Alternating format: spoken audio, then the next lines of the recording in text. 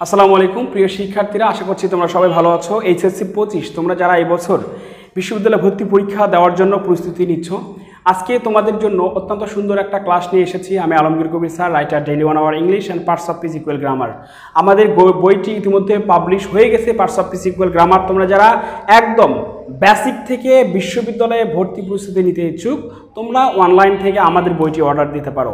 আজকে তোমাদের সঙ্গে আলোচনা করব এই যে একটা কোশ্চেন, এটা কিভাবে সলভ করা যায় খুব সহজে এবং এর ব্যাখ্যা কি, এই নিয়ে তোমাদের সঙ্গে আজকে কথা বলবো।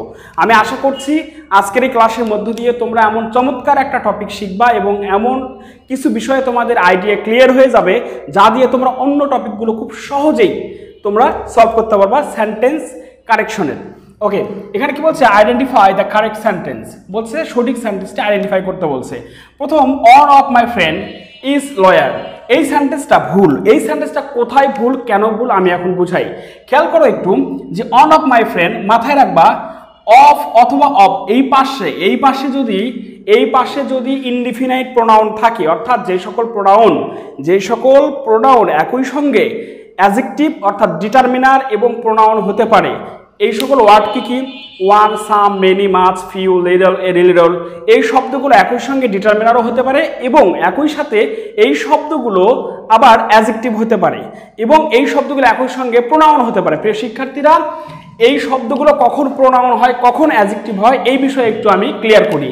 মনে রাখবা যে এখানে যদি সাম থাকে, ওয়ান থাকে, মেনি থাকে, এই শব্দগুলো প্লাস এই শব্দগুলো যদি থাকে এবং এরপরে যদি কি থাকে, এই শব্দগুলো থাকবে এরপরে অফ অথবা অফ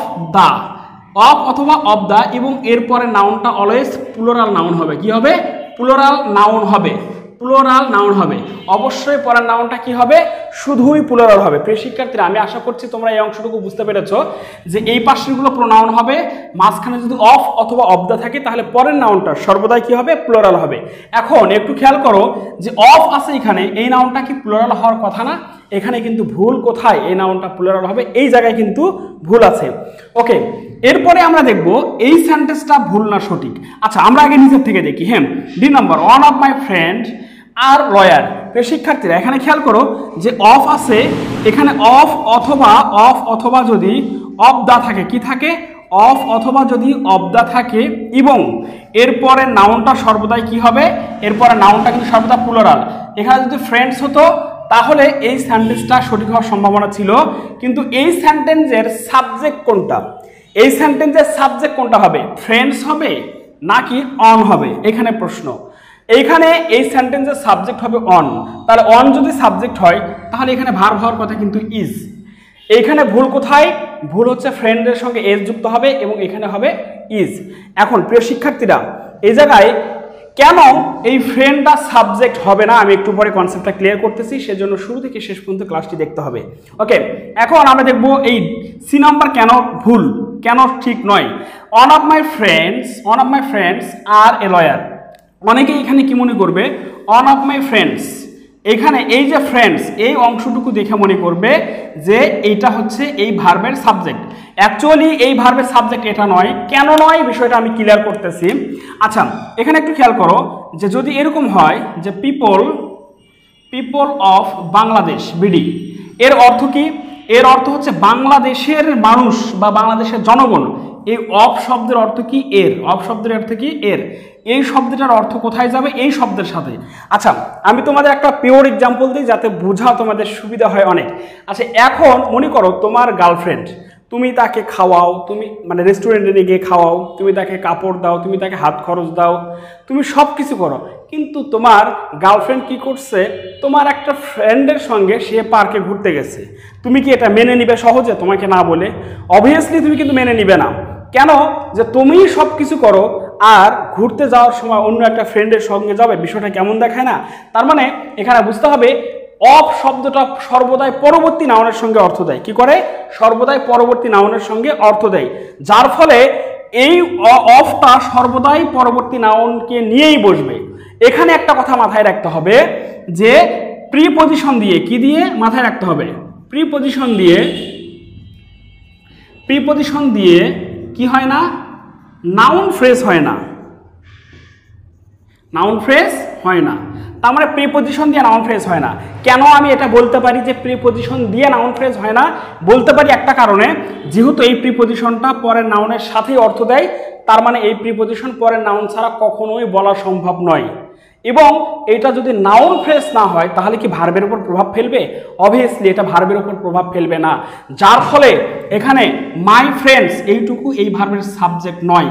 কেন নয় আমি আশা করছি তোমরা এটা বুঝতে পেরেছো। প্রিয় শিক্ষার্থীরা, খুবই গুরুত্বপূর্ণ বিষয় যে এখানে যেহেতু অফ দিয়ে শুরু হয়েছে, তার মানে এই অফটা কিন্তু মাই ফ্রেন্ড ছাড়া কখনোই বসবে না। যেহেতু মাই ফ্রেন্ডকে যেখানেই যাক মাই ফ্রেন্ডের সঙ্গে অফ থাকবেই, যার জন্য এটা অফ থেকে ফ্রেন্ড পর্যন্ত এটা নাউন ফ্রেজ না। আর নাউন ফ্রেজ না হলে সেটা কি হবে না? সেইটা অবশ্যই সাবজেক্ট হবে না বা ভার্বের উপর কোনো প্রভাব ফেলতে পারবে না। তাহলে এখানে সাবজেক্ট কোনটা? সাবজেক্ট হচ্ছে ওয়ান। অনেকগুলো বন্ধুর মধ্যে একজন বন্ধু হচ্ছে লয়ার। তার মানে এখানে এই যে বন্ধু নাউন, এই নাউনের কি, এই নাউনের হচ্ছে প্রোনাউন হচ্ছে ওয়ান, ব্যক্তিকে বুঝাইছে, যার ফলে এখানে এইটা হবে হচ্ছে সাবজেক্ট। আমি আবারও বলছি এইটা হবে সাবজেক্ট। তার মানে এইটা যেহেতু সাবজেক্ট না, এই জন্য এটা এই ভার্বের উপর কোনো প্রভাব ফেলতে পারবে না, এই জন্য এখানে সি নম্বরে ভুল। এখন আমরা আসি দুইটা শর্ত, এটার সঙ্গে মিলে গেছে কিনা দেখি। এখানে অন অফ মাই ফ্রেন্ড, এটা কি সাবজেক্ট হতে পারবে?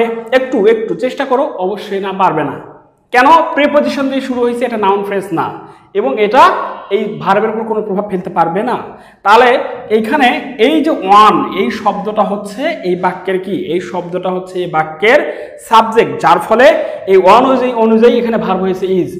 আমি আশা করছি এই অংশটুকু তোমরা বুঝতে পেরেছো।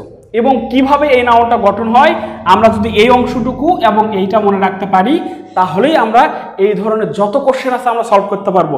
এবং আরেকটা বিষয় এখানে, সেটা হচ্ছে একজন শিক্ষার্থী যদি সঠিকভাবে সেন্টেন্স কারেকশন বোঝে, তার মানে তাকে বুঝতে হবে তার ইংরেজি পড়ার ধরন ঠিক আছে, সে ইংরেজি ভালো বুঝতে পারতেছে।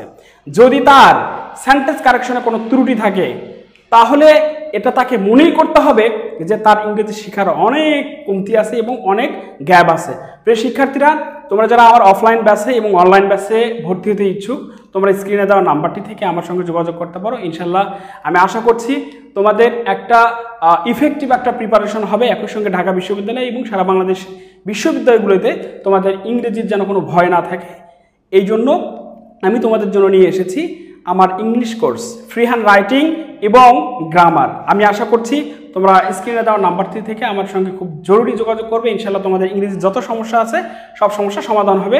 ধন্যবাদ সকলকে। আসসালামু আলাইকুম।